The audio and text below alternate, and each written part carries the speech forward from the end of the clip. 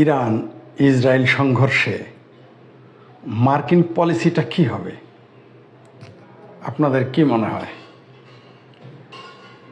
পাকিস্তানি সাংবাদিক বিশিষ্ট বিশ্লেষক মোবাশ্বের হোসেন, তিনি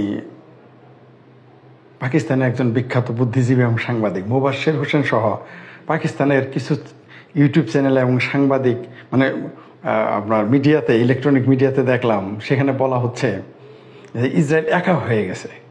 বাংলাদেশের মিডিয়াতেও কিছুদিন যাবৎ বলা হচ্ছে যে ইসরায়েল একা হয়ে গেছে, তার পেছনে ব্রিটেন নাই, খোদ আমেরিকা নাই, ইরানের পক্ষে আছে রাশিয়া, ইরানের পক্ষে আছে চায়না, ইরানের পক্ষে আছে তুরস্ক। এরকম অনেক নিউজ আমরা দেখলাম বা এখনও দেখতেছি। এই তো আমি আজকেও দেখেছি মোবাশ্বের হোসেন তার ইউটিউব চ্যানেলে তিনি বলতেছেন যে ইসরায়েল একা হয়ে গেছে। আসলে কি ইসরায়েল একা হয়ে গেছে? ইসরায়েল দুর্বল হয়ে গেছে, এমন বক্তব্য মোবাশ্বের হোসেন সাহেব দিয়েছেন। পাকিস্তানি আর বাংলাদেশের চ্যানেলগুলো পড়লে মনে হবে, দেখলে মনে হবে, পত্রিকাগুলো পড়লে মনে হবে নেটওয়ার্কের সে আগের মতোই সমস্যা। যা বলছিলাম, মানে বাংলাদেশ এবং পাকিস্তান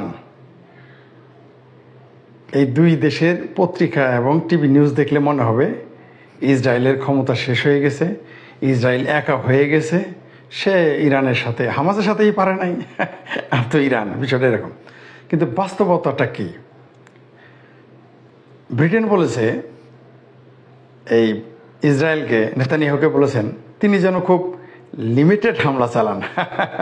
শব্দটা কি? তিনি যেন লিমিটেড হামলা চালান, পারলে তিনি যেন সংঘর্ষ এড়িয়ে চলেন। নেতানিয়াহু ৪৫ ঘন্টা যাবৎ কোনো বিশ্ব নেতার ফোন রিসিভ করে না, একমাত্র মোদি ছাড়া। আপনাদের একটা তথ্য দিই, কোনো বিশ্ব নেতার সে ফোন ধরতেছে না, জানে যে তাকে চুপ থাকতে বলা হবে, তাকে ম্যানেজ করা হবে, তাকে বিভিন্ন উপদেশ দেওয়া হবে। নেতানিয়াহু ফোনই রিসিভ করে নাই। এটা আন্তর্জাতিক গণমাধ্যমে খবর আসছে যে সে কারো ফোনই রিসিভ করে নাই। ইভেন আমেরিকার প্রেসিডেন্টের ফোন রিসিভ করে নাই, ব্রিটেনের নেতাদের ফোন রিসিভ করে নাই। এই হচ্ছে অবস্থা। তিনি গণমাধ্যমের খবর নিয়ে, নেতানিয়াহু গণমাধ্যমের খবর পড়েন, রিসিভই করেন নাই কোনো বিশ্ব নেতার ফোন, অ্যাকসেপ্ট এই নরেন্দ্র মোদী। যা বলছিলাম, আসলে কি এবার একটু আমরা দেখি ইসরায়েল কি আসলে একা হয়ে গেছে? আমেরিকা কি বলেছে? ব্রিটেন তো ইসরায়েলের জন্মদাতা, আর এখন প্রধান পৃষ্ঠপোষক হচ্ছে আমেরিকা। আমেরিকা কি বলছে? যে নেতানিয়াহু যেন ইরানে হামলা না করে, যদি সে হামলা করে তবে সে ইসরায়েলের সাথে থাকবে না, তবে ইরান যদি হামলা করে আবার, তাহলে আমেরিকা তার সাথে থাকবে, ইরানের বিরুদ্ধে আক্রমণে যাবে। বিষয়টা কি বলছে বুঝছেন তো? মানে ওই যে আমরা আমাদের আদরের ছেলে, না বাবা আর ঝগড়া করো না, ঝগড়া করো না। বড় বড় ক্ষমতাবানরা কি করে? ঝগড়া করো না, ঝগড়া করো না। লোকের সামনে কি বলে? এই কারোর সাথে বেদবি করবো না। বাসায় এলে কি বলে জানেন? হারামজাদা, আমার পোলা হইছ আর মানুষের সাথে মায়ের খায় আস, লজ্জা করে না? আমি কিন্তু এগুলো বলতে শুনছি। আমার অনেক চেয়ারম্যান আছেন, তাদের আমার দুর্ভাগ্য যে গতকাল থেকে আমার নেটওয়ার্কের সমস্যা। যা বলছিলাম, আমাদের এলাকার কিন্তু যারা শক্তিমান চেয়ারম্যান থাকেন, মেম্বার থাকে বা এলাকার মুসলমান থাকে, তাদের ছেলেদের কি বলে জানেন? আমাদের যারা দরিদ্র দুর্বল তাদের বলে ডাল দেওয়া ভাত খাবি, সোজা পথে হাঁটবি। আর শক্তিমানরা তাদের ছেলে মেয়েদের কি বলে জানেন? যে কাউকে কখনো ক্ষমা করবি না, নিজে গিয়ে দরকার মার দেওয়ার পরে মাপ চাবি। মানে কি? মানে পাবলিকের সামনে এক কথা, ঘরে গেলে কিন্তু আরেক কথা বলে, যে ওকে পিটাইলি না কেন? আমি পরে দেখতাম। তো আমেরিকার বক্তব্যটাও সেই রকম, বেয়ারা পোলাকে যেরকম শাসন করে ওইরকম শাসন করছে। এই তুমি যদি কাউকে মারো, আমি কিন্তু তোমার সাথে থাকবো না। কিন্তু যখন মেরে আসে, তক্তা বানিয়ে আসে, তখন কি বলে জানেন? এই বেয়ারা পোলাপানের মা বাপেরা, মামারা, চাচারা কি বলে জানেন? তোমার ছেলে দোষ না করলে কি আর আমার ছেলে মারতে গেছে? ঠিক ইরানের ওইরকম বিরোধিতা করে, মানে ইসরায়েলকে ওইরকম নিষেধ করছে তুমি যাও না, কিন্তু তলে তলে ঠিকই বলে দিছে যে সাইজ করো ইরানের। আর সৌদি আরব তো সাথে আছেই, সৌদি আরব তো সাথে পাবেই, দুবাই তো সাথে আছেই, জর্ডান সাথে আছেই। আমেরিকা কি এত বোকা? ব্রিটেনের ১৫০ বছরের প্রচেষ্টায় আজকে ইসরায়েল নামক রাষ্ট্র প্রতিষ্ঠা। আর আমেরিকা তো সবসময় সুযোগ সন্ধানী, সে এসে পরে মাখনটা খাবে। ব্রিটিশের তৈরি করা সন্তানের কাছ থেকে সন্তানের মনে করেন ইনকাম খাবে হলো আমেরিকা। সেরকম আমেরিকা যে কোনো মূল্যে ইসরায়েলকে রক্ষা করবে। পৃথিবীর সকলে, মুসলিম রাষ্ট্র 57টা দূরের কথা, তো সারা পৃথিবী যদি একদিকে হয়ে যায়, আমেরিকা ইসরায়েলকে রক্ষা করবে। এটা একটা কমন সেন্স থাকলেই বোঝা যায়। কিন্তু বাংলাদেশ আর পাকিস্তানের মিডিয়ার দ্বারা প্রভাবিত মগজ এটা ধরা পড়বে না। ইসরায়েল কি, ইসরায়েল কেন, এই প্রশ্নগুলো আগে করুন, ইতিহাস পড়ুন, তাহলেই বুঝবেন যে এই ইসরায়েলকে রক্ষা করতে পুরো আমেরিকা এবং ব্রিটেন সারা পৃথিবীর সাথে যুদ্ধ করবে। এটা কমন সেন্সের ব্যাপার। যদি আপনারা এটা না বুঝেন, জোর করে কেমন, আর যদি আবেগ দিয়ে চিন্তা করেন যে মনে মনে মন কলা খাবেন, সেটা আপনাদের ব্যাপার। ব্রিটিশ এবং আমেরিকা কোনো অবস্থাতেই ইসরায়েলের উপর হামলা মেনে নেবে? আপনারা কি মনে করছেন ইরানের এই হামলা, মিসাইল হামলা, আমেরিকান ব্রিটিশ এটা সহজে মেনে নেবে?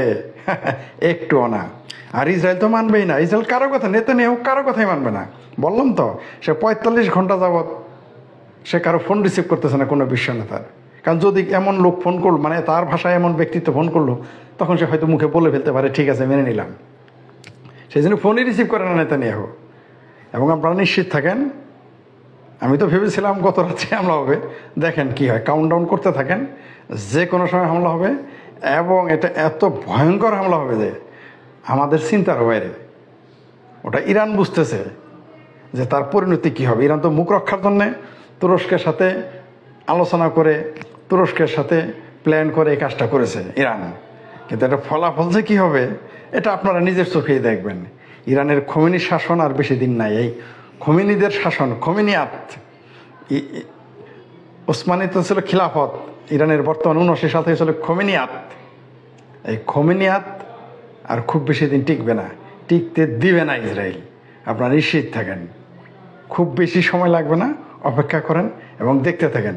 আমেরিকা যে ইসরায়েলকে পিঠ বুলাচ্ছে, বাবা যায়ও না, যায়ও না, যায়ও না, এগুলো হচ্ছে ড্রামা।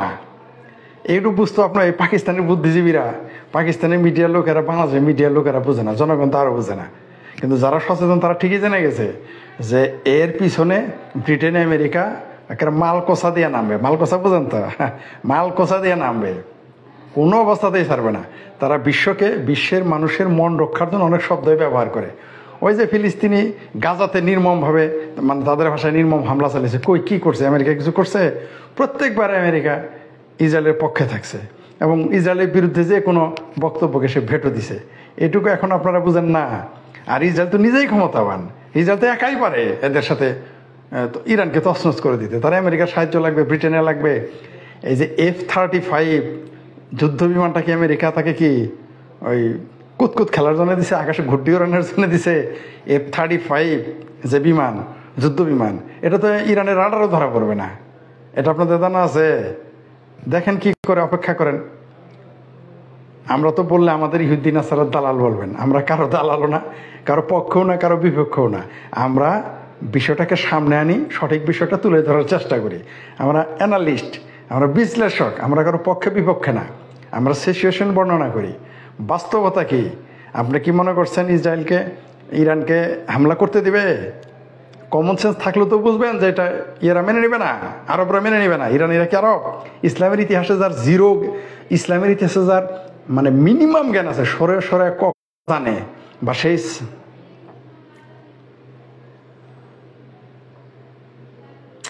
ইসলামের ইতিহাসের ABCD যে ছাত্রটা জানে, সেও জানে যে কোনোদিনই এই পারস্য বা ইরানিদের খবরদারি আরবরা মানবে না, কোশ্চিনকালেও না, মানতে পারেই না। এটা জাতিগত বিরোধ, এটা সভ্যতার বিরোধ, এটা ভাষার বিরোধ, চিন্তার বিরোধ, চেতনার বিরোধ। আপনি কোনোদিনই ইরান আর আরবকে আপনি এক করতে পারবেন না, তারা মেনে নিবে না। তারপরে একদিক হলো ইরান মানে পারস্য, আরেক দিক হলো শিয়া সুন্নি, মানে ধর্মীয় দিক থেকেও আরবদের সাথে বিরোধ, ইতিহাসের দিক থেকেও আরবদের সাথে তাদের বিরোধ। ওই ওসমানী খিলাফত মানে তুরস্কের যে খিলাফত ছিল,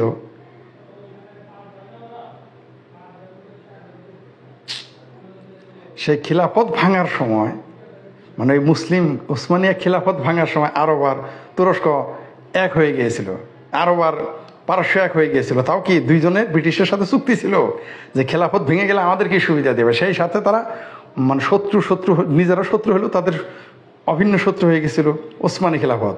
আর যে ফিলিস্তিনের জন্য আজকে তো মায়া কান্না করতেছেন না, বাংলাদেশের মুসলমান, পাকিস্তানের মুসলমান, ভারতের মুসলমান, এমনকি আরবের কেউ কেউ মুসলমান, ওসমানী খিলাফত ভাঙার সময় এই আজকের যে প্যালেস্টাইন তাদের হাত কি কম ছিল?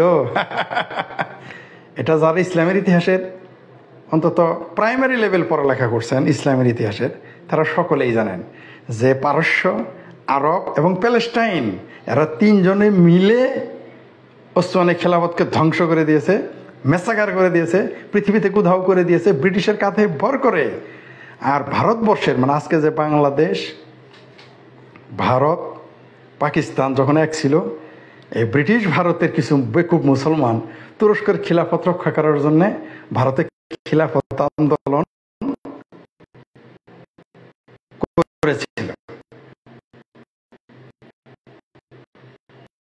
এবং এইখানে কিছু মুসলমান এদের ঘেটি ধরে বের করে দিছে তুর্কিরা, যারা কারা তোমরা আইছো আমাদের ইসলামী খেলাফত রক্ষা করতে, এদের বেজ্জতি করে বের করে দিছে ভারতের খিলাফতবাদীদের। এই ইতিহাস জানেন আপনারা?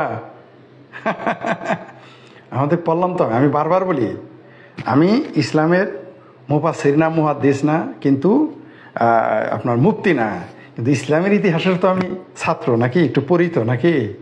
ইসলামের ইতিহাস একটু পড়েন তাহলে এই খেলাগুলো বুঝে যাবেন। কোনোদিনই ইরানের